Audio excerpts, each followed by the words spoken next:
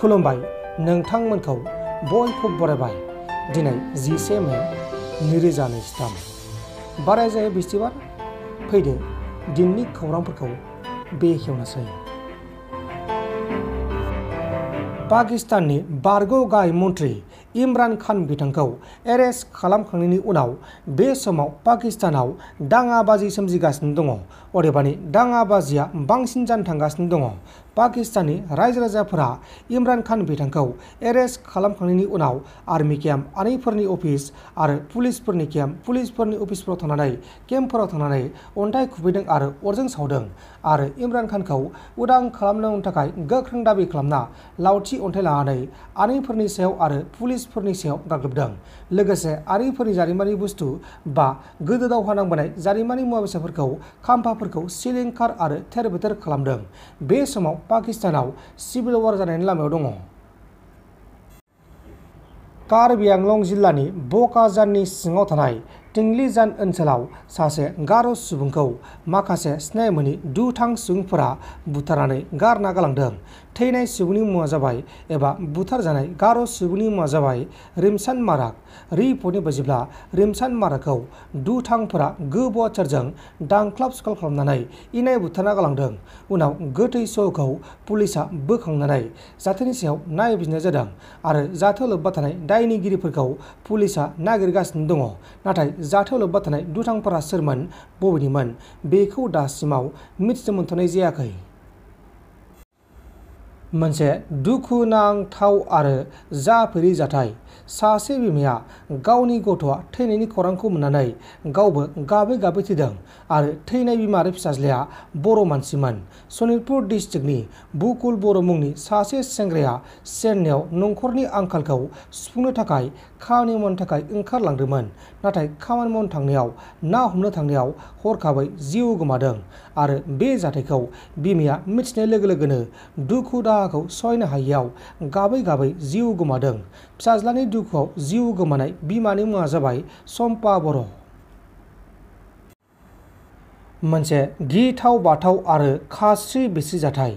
बे जाथाया आसामावनो जादों। आसामनि काछार डिस्ट्रिक्टनि सिङाव थानाय काइलान ओनसोलनि सासे काट मिस्ट्रिखौ मैया माखासे दुथांफोरा सिनाय मोनि दुथांफोरा एसिडजों सारनानै गाग्लोबना गालांदों। दुथांफोरा गंसे बाइकजों हरखाबै फैनानै मिस्ट्रिखौ बाइकआव लांफानानै ससेनि उनाव बाइकनिफ्राय ओंखारनानै बेनि सायाव एसिडखौ सारना होदों आरो जाथायसालिनिफ्राय खारखोमालांदों। एसिड सारजानाय काट मिस्ट्रिनि मुङा जाबाय शंकर दास।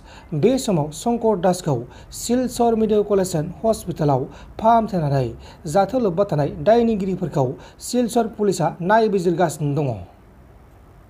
खुलुमबाय। आं मैया बेलासियाव 1टासोआव आङो जेलाव थांदोंमोन। आंनाव मोनसे लाइजाम सफैदोंमोन जे एलार्जिजों लोगोसे सासे सोरनिबा स्टन जानाय बे लिस्ट फैबाय। लिस्ट फैनाय लोगो लोगो आङो मुलिखौ नागिरनानै फार्मासिखौ गिदिङै एलार्जिनिखौ मोनदों खुब मोनब्रैसो फार्मासि नागिरनानै।